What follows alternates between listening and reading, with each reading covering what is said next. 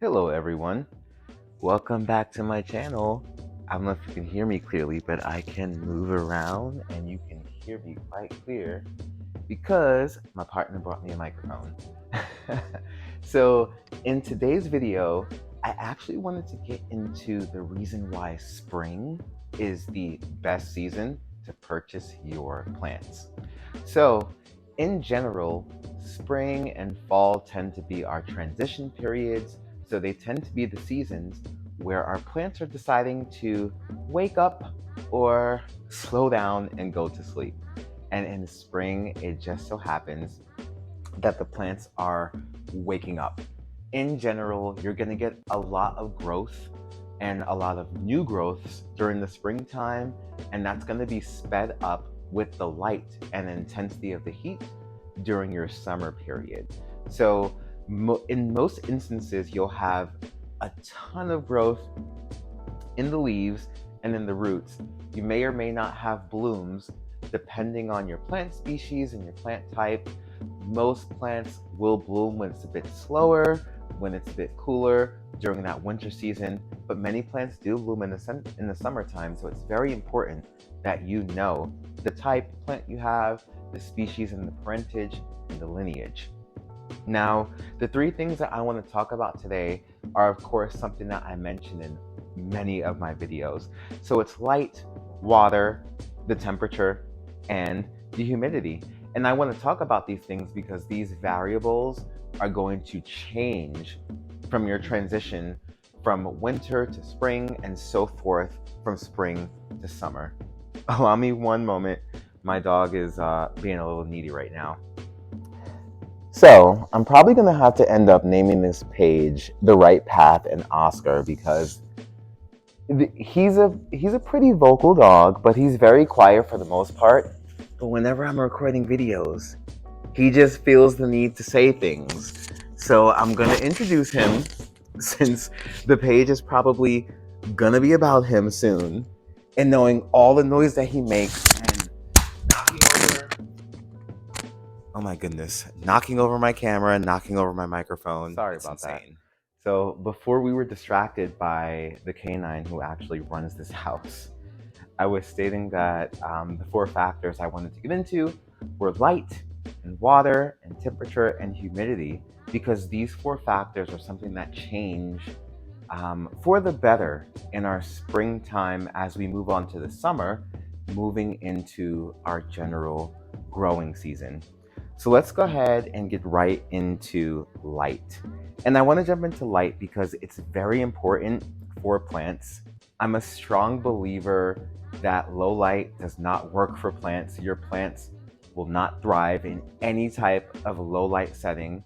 Yes, there are some plants that will live in a low light setting, but they won't thrive because naturally during these seasons and the seasons that they're expecting, such as spring, the light duration does increase.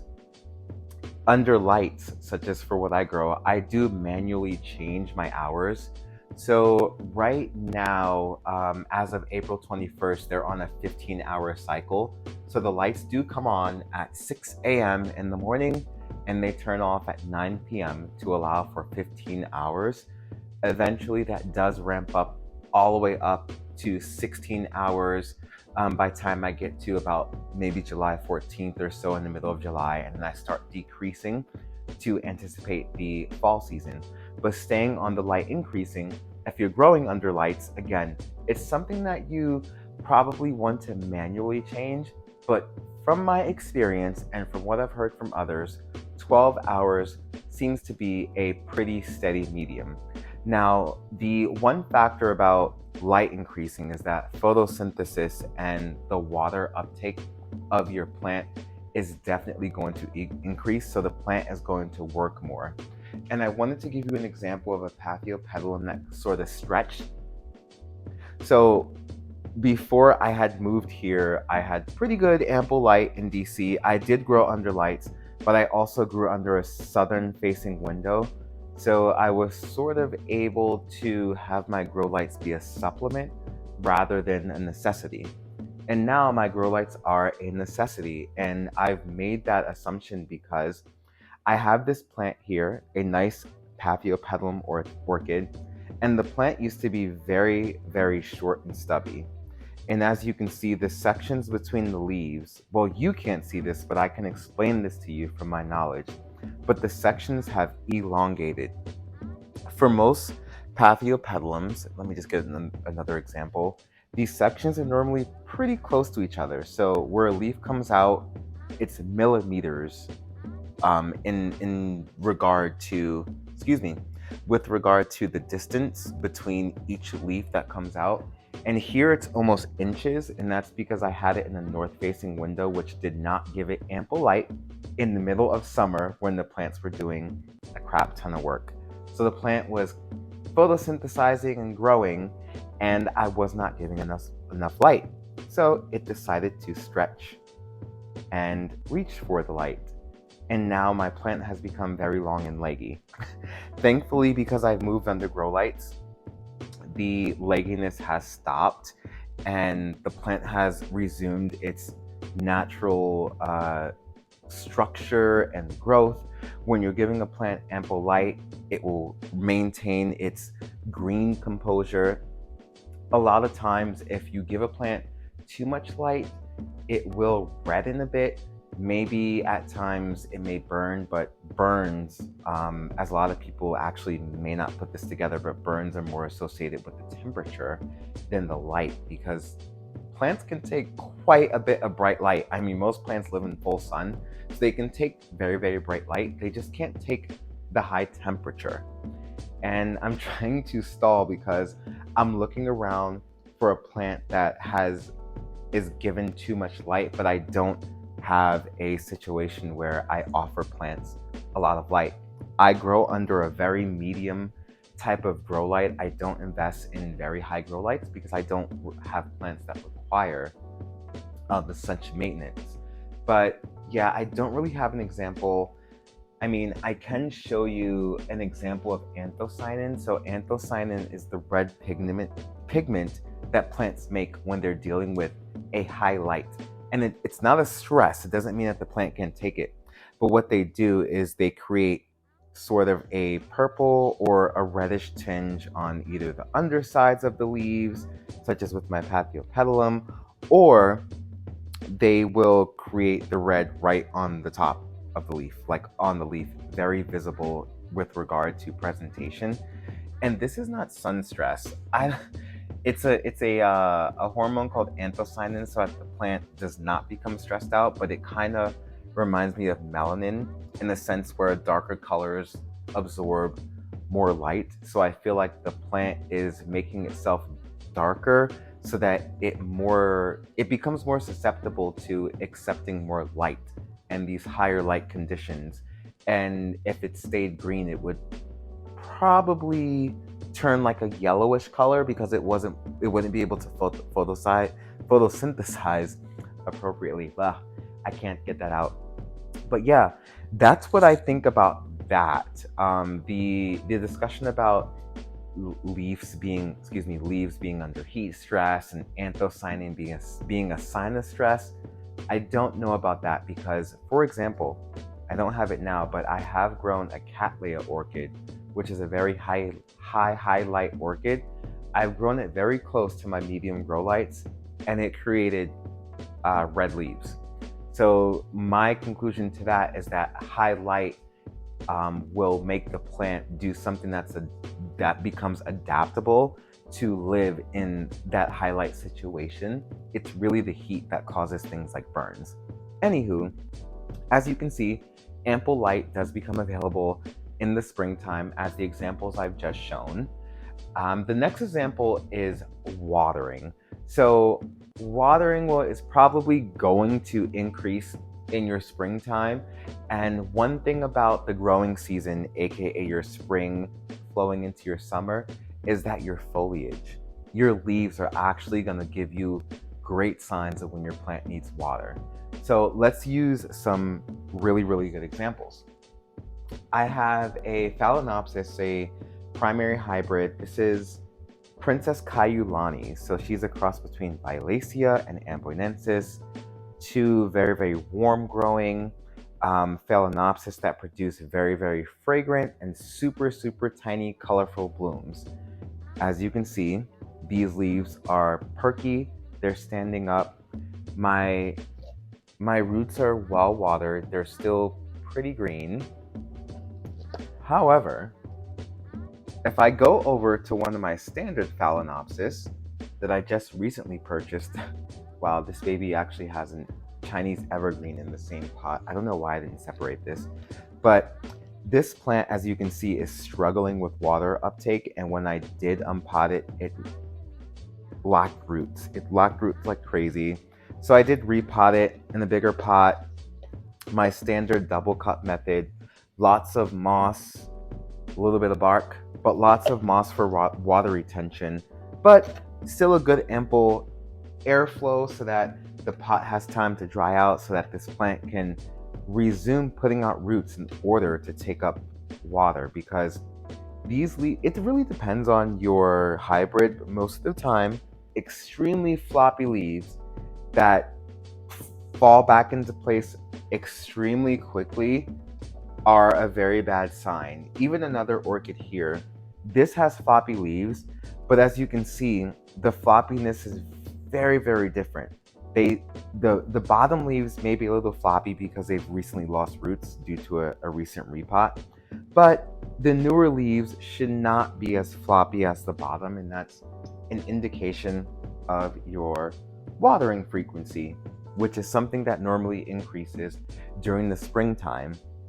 And just to do a bit of a backtrack, I did in the beginning of this video suggest that you should buy a plant in spring, and here I am telling you all these things that you have to watch the light, you have to watch the water. Well, one of the reasons is that plants will really just do the most, and probably the most that they do in spring. So it gives you a time to understand your plant and to figure out how it grows. So by the time the slow season comes and the temperatures drop, you have a bit more of time to figure out how to readjust yourself, and to, if your pot was drying once a week in the summer, it may dry every 2 weeks in the winter. So this is something that is a bit challenging to learn, especially as a beginner, because everyone tells you your plants need water, your plants need light.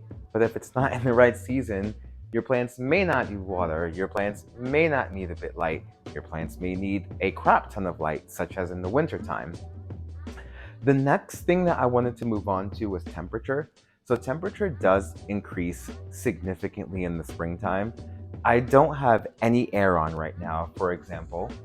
And just to show you, it is a good 76 degrees in my grow space, very close to 80 degrees. This is probably backwards because of the camera. And my humidity is very low. The humidity is actually not this low. I probably need a new ThermPro thermostat. That's what I'm using here. No endorsement necessary.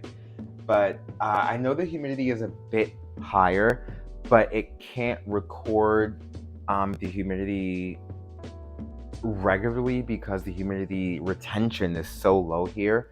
But I know from my 3 humidifiers and the fact that my plants aren't drying out in a day that the humidity is kind of well kept. Can't wait to leave the desert because of it, but not gonna up and move for my plants. I thought I was gonna just like up and move once I started realizing that the dry time was so significant, and that during the summer, no matter what I do, I'd probably have to water twice a week. I'm just trying not to really think about that. But anyway, with temperature, like the water, with your temperature increase, a lot of other things will be affected indirectly. So with the temperature increase, you will have a depletion of your humidity if you live somewhere in a desert. If you live somewhere like next to a coast, more temperature means more evaporation from the sea or ocean or beach that you're living next to, so you're having increased humidity. For me, more heat means even less humidity because the water doesn't even have a slow evaporation time or time to sit there. So the warmer, however, the quicker the growth. So if your plant is growing quicker, it's going to need a lot more water. And one example that I like to show is my Alocasia poly. So non-orchid here. Oh, the leaf is actually starting to unravel. Had a hard time with the first leaf. Nothing really to do with so much about care and just not really observing too much. I mistakenly put orchid fertilizer into the original soil and it completely burned the edges of this initial leaf. However, I am getting my second chance. I have moved my Alocasia into a completely closed setup, completely closed, no drainage, all moss, a bit of bark chips at the bottom, just a bit because moss tends to suck up water very, very quickly. And because I'm a lazy waterer, I figure if I put bark at the bottom, the water would sit there a little longer and then, eventually seep its way up to the moss. But it has worked. And right now I do have a new leaf coming. I was a little excited in the beginning of picking this up because the leaf was completely wrapped. And since I have, sorry, had to put my phone on low power mode. Since I started refilling my humidifiers every morning, the leaf has been growing a bit quicker and now it is sort of unraveling rather than being very tight. And that's something that humidity does affect with a few houseplants because I'm primarily an orchid grower and they're not really a plant that requires humidity. I don't really focus on it, but now that I have things like alocasias and calathea in my collection, I try to make sure that my ambient humidity is decent. Lastly, the last point that I did want to touch on specifically was humidity because I was technically talking about temperature. So just with regard to humidity specifically, as you can see in my grow space, I do have 3 humidifiers. Let's see if I can turn this over so you can see the other one. But I do have a humidifier here, a white one, hard to see because the wall is also white. I do have a humidifier that's tucked in behind here, that blue thing that you're seeing. And I did have another blue one over here, but I did replace it with this gray one here because it was just bigger than the blue one and I don't have to refill it as often. But again, humidity is not a requirement, but if you can provide it, not only will your pots enjoy it because the dry time will be a bit less, but your leaves will enjoy it because many plants, I'll get into what I know to be true, but many plants on the bottom, and this is a fact, have something what's called a stomata, which is like a perspiration or a breathing organ on the bottom of the plant that can uptake water, but it only does it at night. Papiliopetalums, however, my beautiful paphs, they have their stomatas open for 24 hours. So they lose water and gain water sort of at the same ratio. So if you do have a humidifier running at as long as you can, it does help your paphs, which is why I have 3. But anywho, that's that. And a couple of other plants that I just wanted to show were my Hoya collection. My Hoyas are growing very, very fast. If you can grab a Hoya during this season, I would definitely recommend it. They seem to grow very well right alongside with orchids, and they have interesting growth patterns. So these new smaller leaves here, they're actually pink. The camera, I don't know if that shows it very well, but they have a very pink tinge to it, so you know that you're getting new growth in a new leaf. I do have a variegated Hoya. I believe this is a Carnosa, Crimson Queen, and I think it's a queen because the variegation is on the outside of the leaves rather than being somewhere like in the middle or the center, which is the princess. I think I may have that backwards. And then I have the Carnosa compacta, also known as Hindu rope. $3 purchase in the store, and it was a lot smaller than this when I purchased it. Growing very well in the spring as long as I keep up with the watering.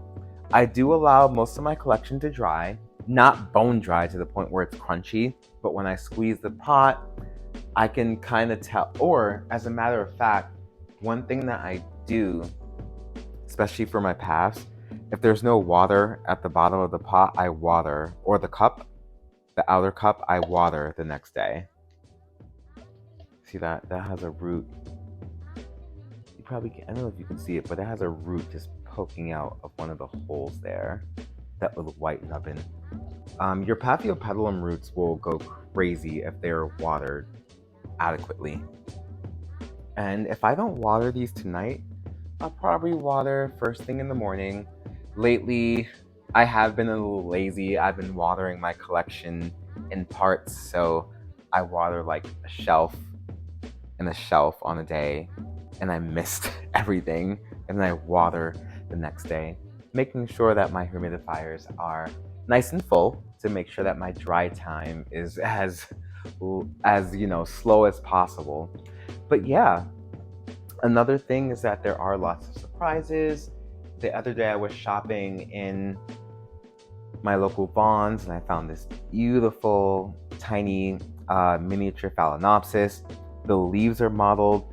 The leaves have sort of a silver sheen to them, and they also have some speckling. So it's probably like a species Schilleriana or Stewartiana in the background. But the next day I woke up and it was fragrant.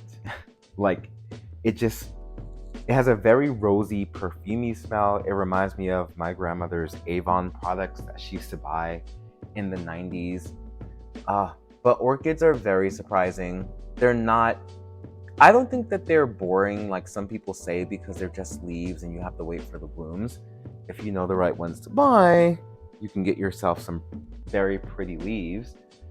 For example, my Schilleriana, which is a species, has excellent modeling on the leaves. This new leaf that's growing in is very tiny. My environment change was not the best and not the most conducive for it, so it did struggle a bit, but I managed to keep it on. I do have a hybrid that has the Schilleriana in the background, so that plant I just showed you, and it's also crossed with some other type of warm bloomer, and as you can see, that silver foliage with the mottling, the speckling still there, and this one I actually have in spike, so be getting some blooms soon. Wow. See, and this is what these roots just, they really go crazy when it's warm. Like that tip that you're seeing, that green tip, that was not there last week. And it's so crazy how you can even know how many roots your plant have once you become so enthralled and obsessed in this freaking hobby. But I love it. I mean, I have another phal. This is a standard phal, but it's spiking. I'm gonna figure out, I can't remember which one this is, but once the blooms open, I'll try to figure out if it's more of a summer bloomer, warmer bloomer, or if it's a winter, cooler bloomer. Because this is definitely both, because oh no, it could be one or the other, because I think I bought this around last summer or last fall and it was in bloom. So it could have bloomed, it could have spiked in like the spring and then put the blooms out in the fall. So we will definitely see. What else can I show you all? I think that's kind of it. I kind of just wanted to touch on factors and give you some examples of what some things are doing. But here's some more, like my Psychopsis, for example, not a Phalaenopsis, not a Paphiopedilum. Another orchid though, so many roots. About to drop this leaf, I think, because it has like a light yellowish, but I don't mind because it's putting out a new growth and hasn't bloomed for me in 3 years, so I don't know what I'm doing wrong with that, but I'm doing something right in the fact that not only does it not die, but it kind of grows back a little bigger every time. But I just gotta figure out what I'm doing wrong there, and I think it's the watering. But since I have such a calamity with the difference of environment here, I really can't make too many educated guesses or decisions on things because I haven't even been here a year. So I think that is it. I have a couple of paths I think actually maybe blooming, and just another reminder of how non-boring orchids are. We have a variegated orchid here, Silgo Vivian. Yellow and green leaves, very beautiful. White and pink blooms, even more beautiful. The blooms on my Silgo Vivian are actually like this standard phal. They're very similar but different, but the pinks and the hues are very similar. And I think that is all. I probably have to do some watering before the evening is out, but just not on a lot of plants. I don't know if you can see this, but when a lot of my standard phals have big blooms but the leaves aren't doing well, I put them in a vase. So up here is actually a lot of cuttings. I took a couple of stems off of some Phalaenopsis. So for example, this baby here, that stem, that piece of moss is sticking up kind of high. That stem I cut, and that was cut from this little stem here. And some of them I cut if the leaves I find are a bit droopy during the growing season, but the blooms are growing well. I'm okay. We'll cut those blooms and we'll get these leaves back to absorbing water and the plant back to growing roots so I can get even better blooms for next season. And I'll throw my social media handles up on the screen for you. Go ahead and follow me on TikTok, Facebook, Instagram. I'm trying to expand my social media presence. I was actually shocked at the amount of messages and the amount of direct messages I got and from support from people from my page. So I am definitely looking forward to seeing you all in my next video. I hope that you enjoyed this one, and please leave some comments in that comment section as to why you agree with me about spring and buying plants in spring, or why you disagree, because I'm sort of in limbo, because I would love to recommend people buy plants in like the fall and winter because things are slower, but then when spring rolls around and everything's moving fast, you won't be able to keep up, as opposed to getting a plant in the active season and learning, I gotta do this, I gotta do that. And then when winter comes around, you're like, oh wow, the pot's still wet. I don't have to water for another week. So just let me know your thoughts and your feedback, and let me know what you want to see in further content. Please make sure to like and subscribe to the page, as it does help me out greatly.